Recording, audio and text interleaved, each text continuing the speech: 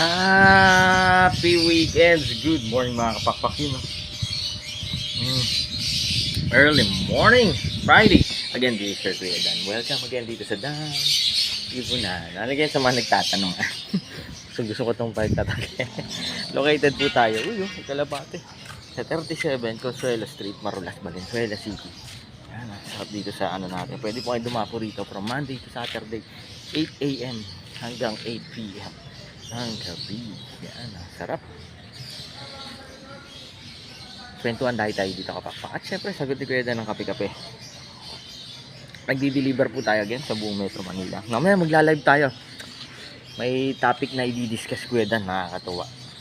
Napanood niyo na ba yung latest video ko about sa magandang dulot ng pag-iibon sa mag-asawa? Yun, panoorin niyo yung kapakpak. Ang ganda ng topic na yun.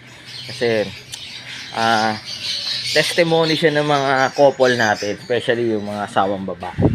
So, napakaganda na epekto ng pag-iibon sa mag-asawa. Again, this Sir Kuya Dan, lagi mong tatandaan.